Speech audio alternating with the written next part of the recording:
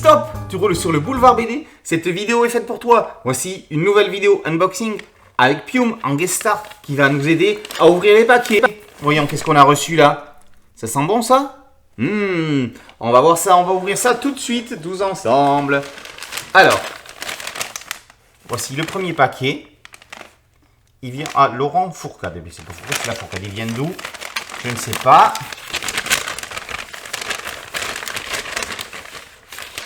Oh, tu adores ça, Pium. C'est le nouvel album de Migali. L'école sous les étoiles. Migali, la série qui fait un renvoi 22 à Mortel Adèle. Migali, c'est la meilleure série de ce style jeunesse. Je vous conseille à tous de lire Migali. Désormais, à l'Académie Royale, les cours auront lieu en pleine nuit, en présence d'un mystérieux professeur. Migali et ses amis apprendront à observer les planètes et découvriront l'art de la divination. Mais gare aux mauvais présages, un malheur pourrait s'abattre sur l'Académie. Oh là là, il y a plein d'animaux, il y a beaucoup d'insectes, Pium. Et je pense que ça va te plaire énormément. C'est les mêmes auteurs que Choco Chat et moi. Tu sais, cet album avait des chats. T'aimes bien toi les chats? Pas trop, non. Migali. Le paquet suivant, voyons. D'où vient-il? Ah, il vient des éditions Robinson. Oh, alors là, c'était un gros pavé. Columbus Strass.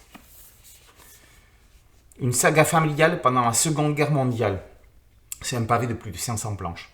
À partir des témoignages de sa famille, Toby Damen réalise dans ce roman graphique une chronique poignante des années de guerre en Allemagne qui dépasse largement le cadre privé. À travers l'histoire de sa famille, il réfléchit de manière saisissante à la mémoire allemande et aux questions de responsabilité politique et personnelle. Avec une grande sensibilité et une recherche minutieuse, Toby Damen signe une œuvre à la fois profondément émouvante et historiquement essentielle. Un livre révolutionnaire tout aussi oppressant qu'immersif. Columbus Strass. Voici quelques pages de ce roman graphique. J'aime pas du tout d'ailleurs le terme de roman graphique. Je trouve ça pompeux. C'est pour les snobs qui n'osent pas dire qu'ils lisent des BD. C'est une BD, une bande dessinée. Columbus Strass. Allez, là c'est un petit paquet. Je pense que c'est un manga qui vient de Kana. Tu confirmes?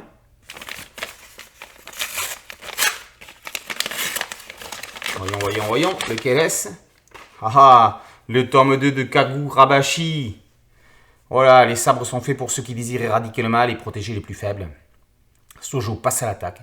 Si pendant le combat, celui-ci n'hésite pas à parler de son respect et de son amour pour Kunishige Rokuhira, le père de Shihiro et le créateur des sabres ensorcelés, il semble néanmoins persuadé que ces sabres ont été créés pour prendre la vie d'autrui. Bien qu'ils admirent la même personne, Shihiro et Sojo ont emprunté des voies totalement différentes, et la barbarie de Sojo ne fait qu'attiser la haine de Shihiro. Recommandé par l'auteur de My Hero Academia, Kohei Horikoshi. Je sors le... Pour bien profiter de la belle couverture. Kagurabashi, c'est l'événement de l'année chez Kana. Paquet suivant. Je ne sais pas d'où ça vient. On va l'ouvrir.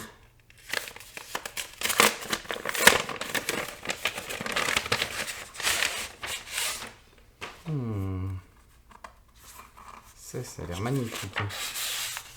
La balade magique de Baume-Rire. Toute une montagne de Loïc Clément et Anne Montel chez Glénat. C'est sublime. Tout ce que font Loïc Clément et Anne Montel est sublime. C'est un livre illustré. Il est trop beau. Magnifique. La balade magique de Baume-Rire. Ça rappelle Béatrix Potter et tout ça. C'est trop beau. Dans le village paisible de Baume-Rire, Judith ouvre essoufflée la porte de l'échoppe du grand touilleur. Affolée, la petite souris lui explique que son papy vient de s'écrouler, la tête dans son bol de petit déjeuner. Sur les conseils du sage du village, Judith décide de gravir le sommet du grand tout à la recherche du remède qui sauvera son grand-père. Dans cette folle quête, elle sera accompagnée de Piglou, un raconteur-chanteur. Il la guidera d'étape en étape et de rencontre en rencontre à la découverte du monde, mais aussi d'elle-même. La balade magique de Baume-Rire. Il me tarde de le lire celui-ci. Et regardez la maquette comme elle est jolie. Il y a un vrai travail éditorial dessus. C'est ça aussi qu'on attend de la bande dessinée. Wow, du double page. Magnifique. Allez, on ouvre le suivant. C'est des éditions du Seuil.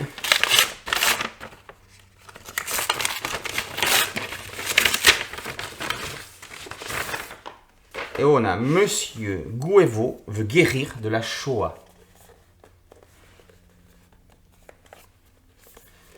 Monsieur Guevo est un homme sans histoire et sans visage. Il ne sait rien du passé et ne souhaite pas en savoir davantage jusqu'au jour où un pirate juif ottoman débarque du XVIe siècle et le renvoie à ses obligations, guérir de la Shoah. Mais la Shoah n'est pas une maladie. Et puis quel rapport avec sa famille puisqu'elle est passée entre les gouttes.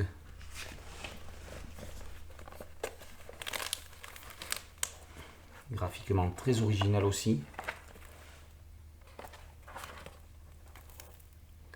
Monsieur Guevo veut guérir de la Shoah. Par Michael Alouche et Anna Valder. Avec une très belle maquette de couverture également. Et puis pour les paquets, c'est terminé, mais il reste 2 livres dont j'avais déjà ouvert les paquets. Ceci, pour le boulevard Tintin, La véritable destination du vol 714, par Jean Dubois. Si Hergé a souvent conçu l'élaboration de sa création autour de diptyques célèbres, il nous paraît évident que les 3 derniers albums de la série sont les 3 piliers d'un seul et même projet que nous pourrions intituler ainsi « En finir avec Tintin ».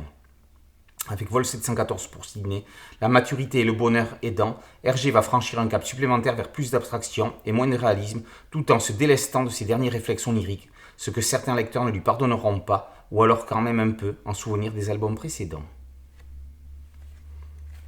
Une nouvelle approche très intéressante. Et le dernier album aussi que j'avais ouvert, c'est le nouveau Corbéran, Exang, qui est paru chez Soleil. Marco Grégorian est un chasseur de vampires assermenté, membre d'une organisation secrète dédiée à leur éradication.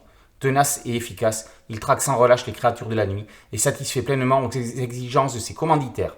Pour sa nouvelle mission, il est envoyé sur le sol nord-américain afin de débusquer et d'éliminer sa nouvelle cible, Tania, une vampire ô combien différente. Ça va être un diptyque. Donc voici le premier volume, Exang. Et voici Pium pour cette vidéo unboxing qui est terminée. Ben oui, il n'y a pas de livre avec des chats, je suis désolé. Mais bon, il y a des bestioles quand même. Hein. Il y en a quelques-uns. Il n'y en a pas dans le livre de Loïc Montel? De Loïc Clément et Anne Montel, pardon. Non, je vois pas de chats. Mais bon, il y a plein d'animaux qui t'intéresseront. Tous ces albums, ils vont être prochainement chroniqués sur Boulevard BD. Chacun aura sa petite vidéo. En attendant, on vous souhaite une bonne journée. N'oubliez pas que Boulevard BD, c'est une chaîne YouTube, un site dédié et un podcast audio. Alors, merci de liker, de partager et de vous abonner. A très bientôt sur Boulevard BD. Ciao!